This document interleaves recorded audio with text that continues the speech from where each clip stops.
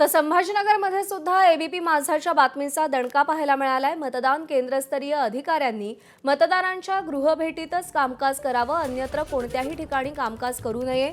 ABP माझाच्या बातमीनंतर जिल्हाधिकारी Vinay Gowda GC यांनी हे आदेश दिलेले।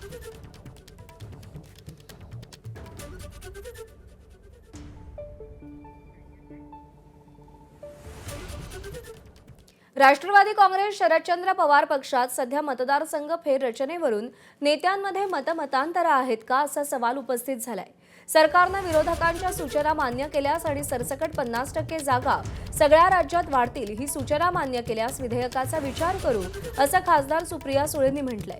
खासदार सुप्रिया सुळेंच्या या वक्तव्याला 2 दिवस उलटत नाहीत, तोच पक्षाचे नेते आणि आमदार रोहित पवार यांनी मात्र विरोधाभासी मत व्यक्त करत मतदारसंघ फेररचनेला कडाडून विरोध केलाय।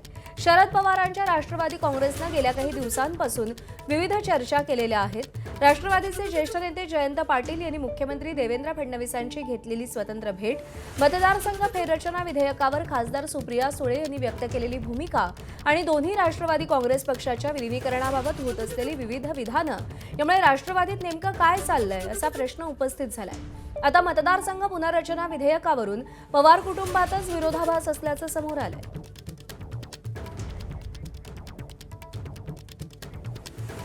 दरम्यान रोहित पवारांनी ट्विट करत कशा प्रकारे निषेध व्यक्त केलाय पाहूया। संसदेच्या पावसाळी अधिवेशनात मतदारसंघ पुनर्रचना विधेयक मंजूर करून घेणं हाच सत्ताधाऱ्यांचा मुख्य हेतू आहे।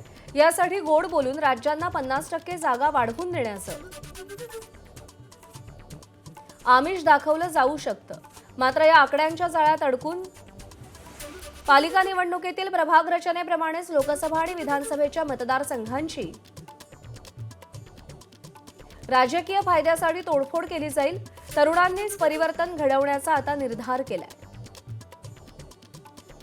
त्यांना आपण प्रामाणिक साथ दिली पाहिजे। संघर्ष करायचा की तडजोड हा निर्णय ज्याचा त्यानं घ्यावा। आता अपना टाइम आएगा म्हणत थांबण्याची वेळ नाही, तर अपना टाइम आ गया हा विश्वास बाळगून विरोधकांनी एकजुटीनं निर्णय घेण्याची गरज आहे।